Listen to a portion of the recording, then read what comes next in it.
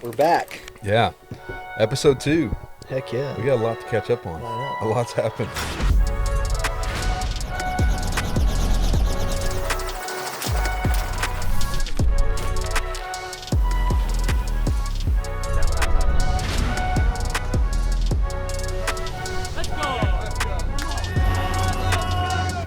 We've been across the country like twice, and West Coast to as far as East Coast as you can get.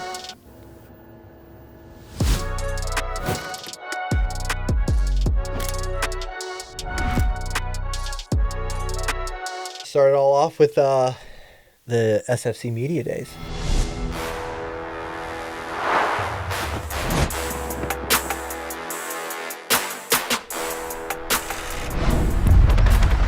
You know, the smoke machines, the cameras, the media wall.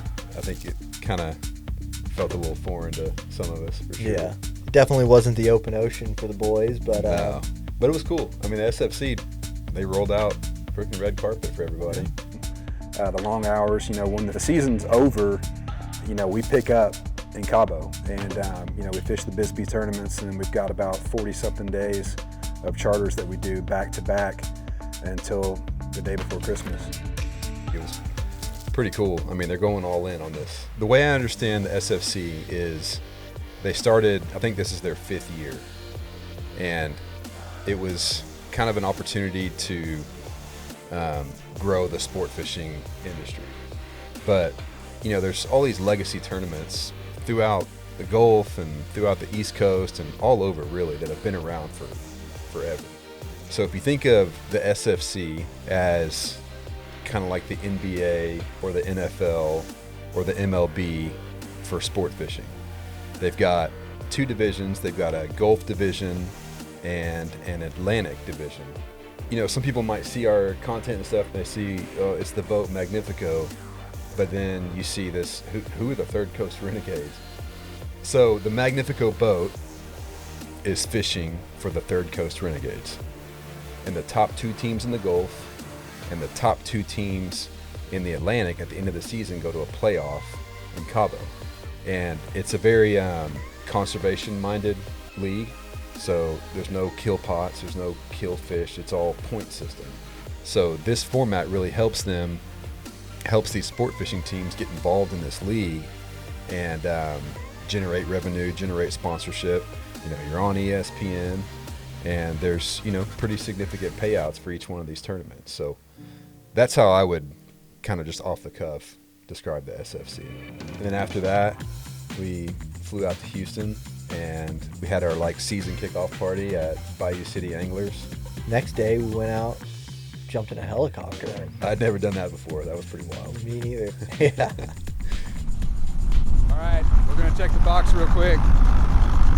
Pilot Ryan is going to put us on some pig. See how my shot is.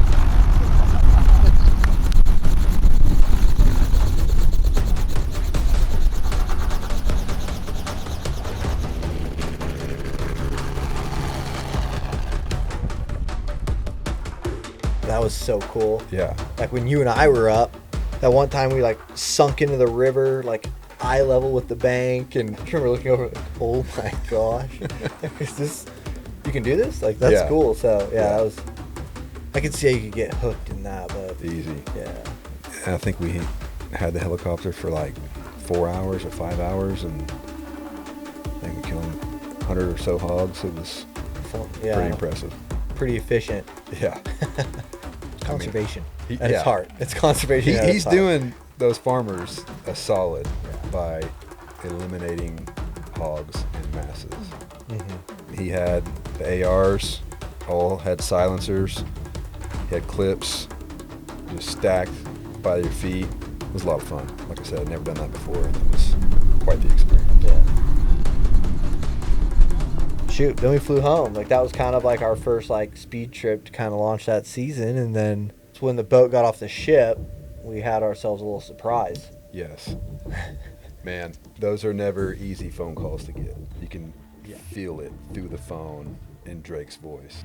He's like, hey, we got a problem, but I got a plan for it. Drake was doing a oil change on the boat and found some coolant in the oil, which is an issue.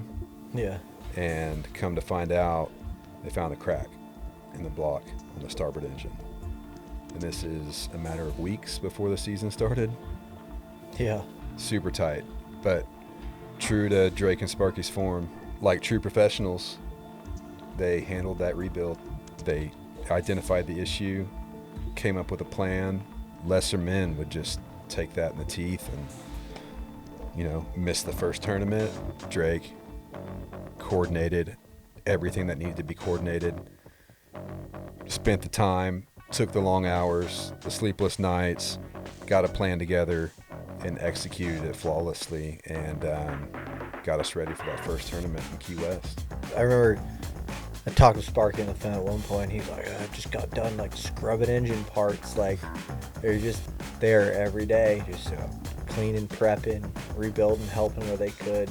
Yeah. Kind of make that process go a little quicker. And that's what I love about those guys, man. They're just so professional. These guys, they don't take shortcuts. They do the little things so that they're ready for the big moments. And there's just something special about that, man. When you've got that right team, and everyone's got their specific role and everyone contributes to something greater than any individual. Like, it's so cool to be a part of. And I feel like we've got that tightness, Yeah. With everyone that's on the Magnifico team. From your POV of like knowing Drake and Sparky for like the same time, like we need to introduce the boys. I don't think you're going to get a full-fledged interview from either one of them telling you where they're from and what they like to do. And No, like I think I have some baby photos of Sparky though. Do ya? So I don't know. He's gonna kill me, but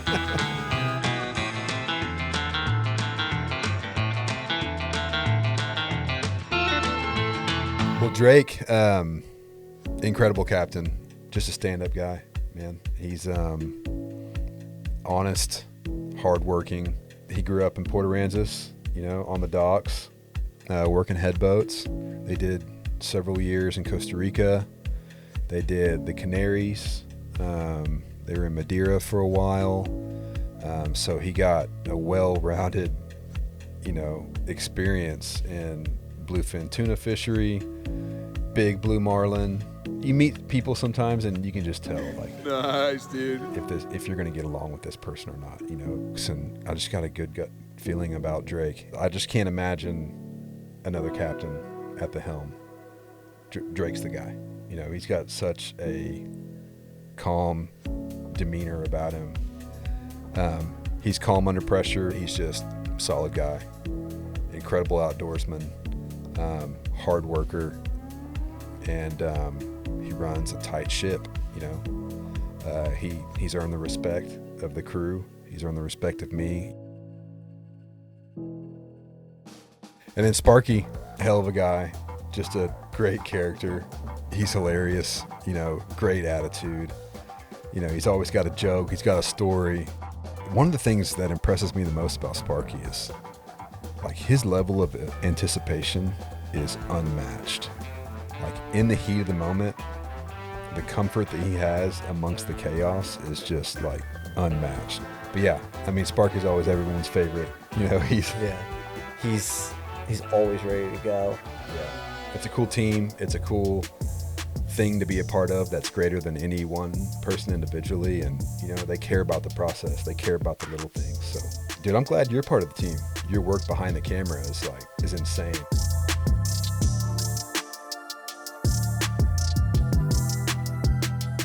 And to have you on the team and someone that embodies that process and doesn't take shortcuts, gives a lens and a look to the viewers into our world and our life.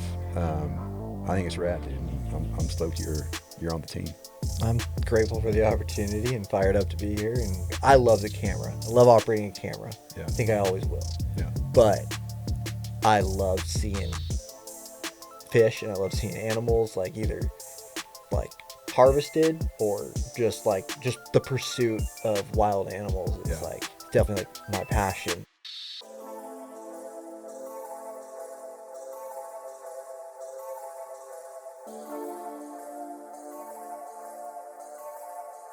When when I met you originally in Port A, like I was filming like a couple different TV shows in the hunting and fishing space, and field producer for those, and camera operator, and then shooting action sports with like Red Bull and car commercials alongside like other photographers and stuff like that. Yeah, man, to be able to travel and explore the world, and it's taken me to 5 of the 7 continents, and gotten to fish with other outfits in like crazy places. And then, but yeah, I mean, the first marlin I ever saw was on your boat the first summer y'all had it.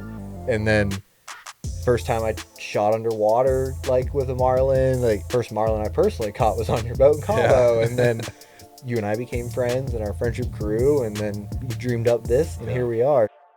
Key West tournament was the first stop of the SFC season for 2026. Kind of a cool format. They brought in the Gulf Division and the Atlantic Division, and everyone competed against each other. So they did like a kind of a pro-am type event on day one, where they had some NFL players. We got a legend, Marshall Newhouse. Awesome dude. He was awesome. He was great, dude. Great guy.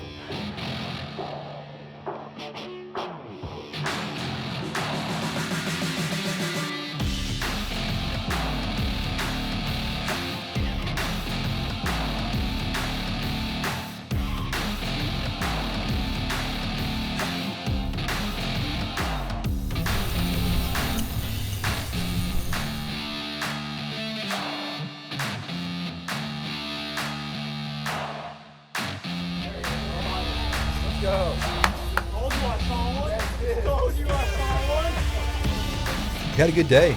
Shoot, we had him on like 5 sails before lunchtime. And it was his first billfish ever. Yeah, that's right.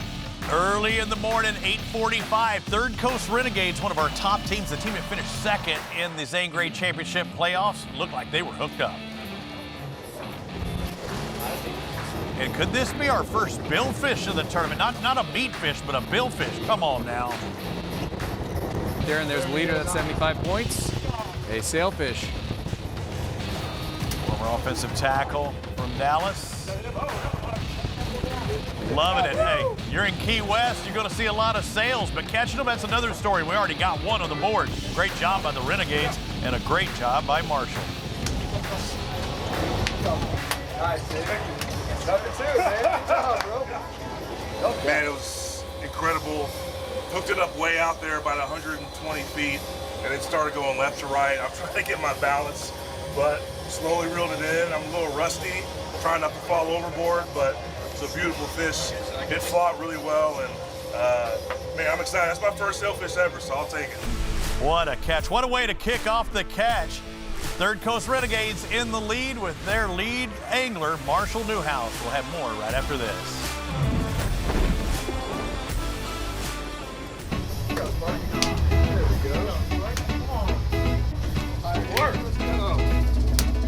Good job, dude. Put it in first place, bro. Good job, Cat. There he is. Go. Good work, fellas.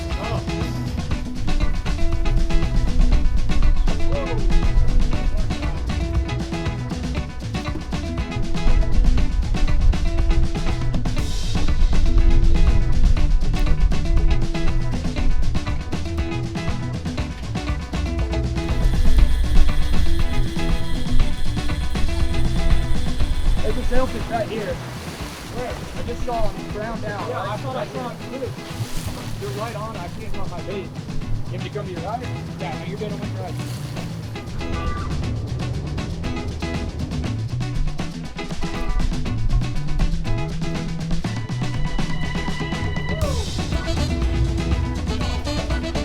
I got confirmation.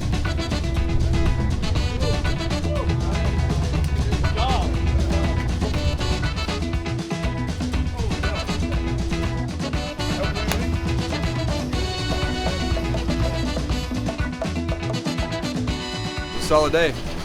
It's good for us, a little pre-fishing for the 3 days we got coming up for the first tournament of the year. So I think we're ready, firing on all cylinders. See what happens. Unfortunately for the Third Coast Renegades, they would run out of time with their 375 points. That is one sailfish shy of South Carolina Outcast taking the victory. It's only appropriate. South Carolina Outcast wins last year's first event, and they win the 2026 SFC's The Catch. That was a fun day, but kind of got us familiar with those waters. Key West, it's not our typical fishery. Mm-hmm. You know, it's not what we're typically targeting. So we knew a couple ringers in Florida that knew the kite fishing game really well, Brian and Tyler. And so we put them on the roster and got them committed to the Key West Classic. And I'm glad we did, because they crushed it. Yeah. You know, they knew where to go. They knew what baits. It was insane. Today's the start of the season for the 2026 SFC, and we're ready.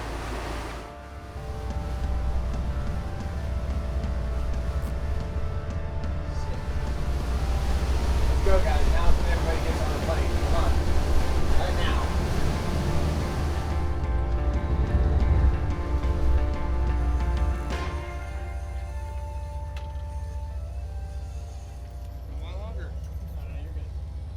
Day one, we put a pretty good thump on them. Frankly, everyone else had a tough time catching fish that day.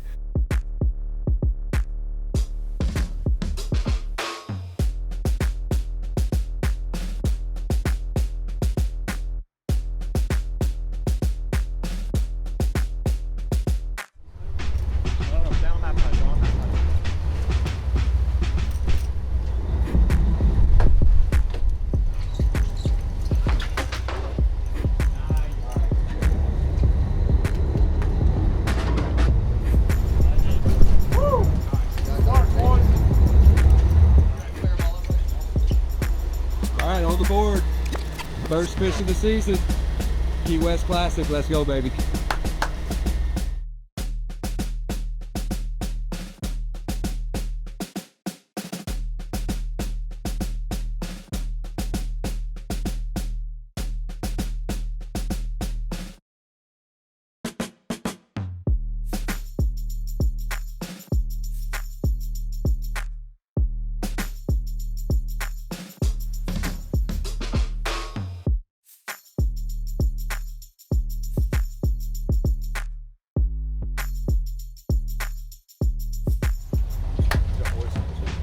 All right, number 2 on the board. Keep stacking them. Let's go.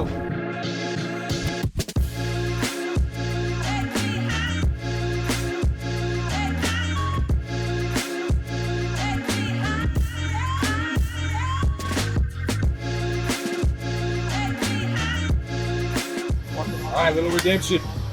We lost fish number 3, but hooked up on number 4. So we got 3 on the board. Looking good.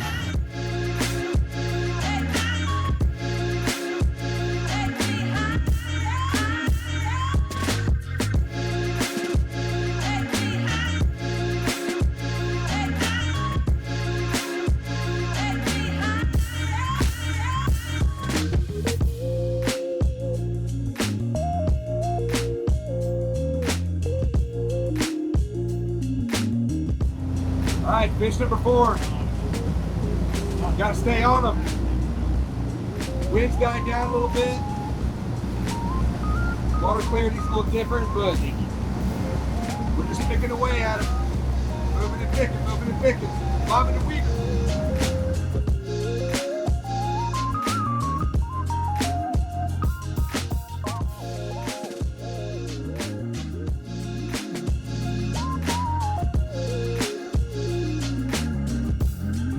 On day 2, we only released 1 sailfish.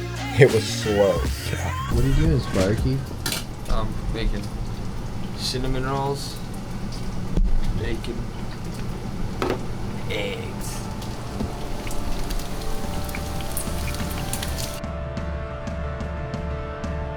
You know, it's hard to kind of keep together, honestly, especially when it's slow. You know, your mind's just kind of racing. Yeah.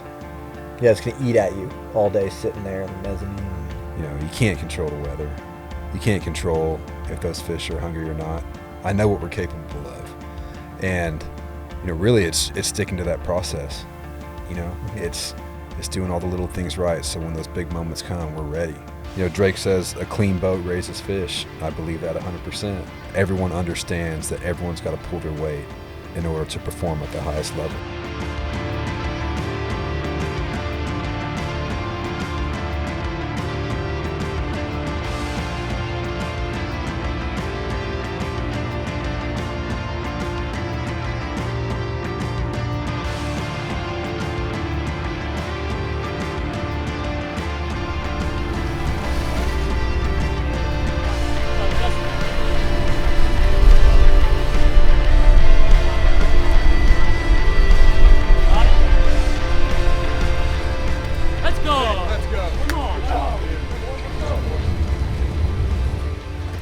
And then day 3, wind went almost completely slack, and we were just bumping around trying to find the fish. You can try to position yourself in the best conditions, the best tide scenario, the best current, the moon phase, but a lot of that stuff is out of your control. We've got a short lead, about 2 fish on the fleet, and got to capitalize today. Today's Championship Sunday, Key West Classic. We got to make it happen. Let's go.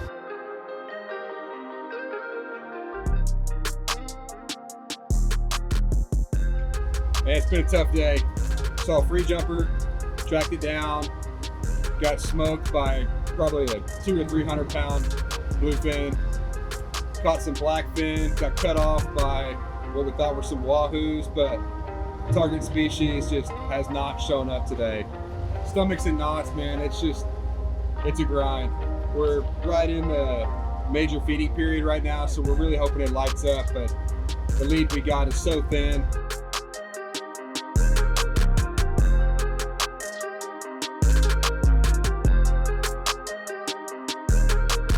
Sometimes, you question yourself, is like all this effort really worth it? Sometimes it doesn't all come together.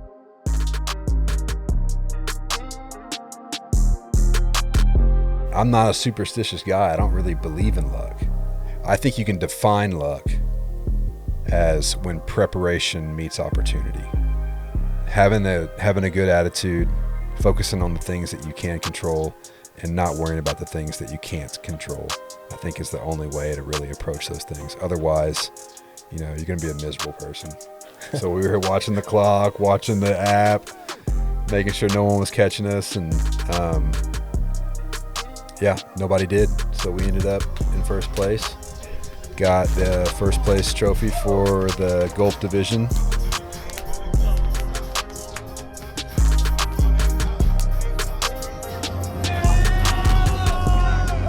We got 1 tournament down, 1 first place, and we got 8, 9 more to go. Great start. Got 3,500 points. That's how you want to start the season. And so that's the mentality for the rest of the season: is show up, blow up. Every tournament, be prepared. Take care of the small things so that we're ready for the big things. And next stop is Walker's Cay.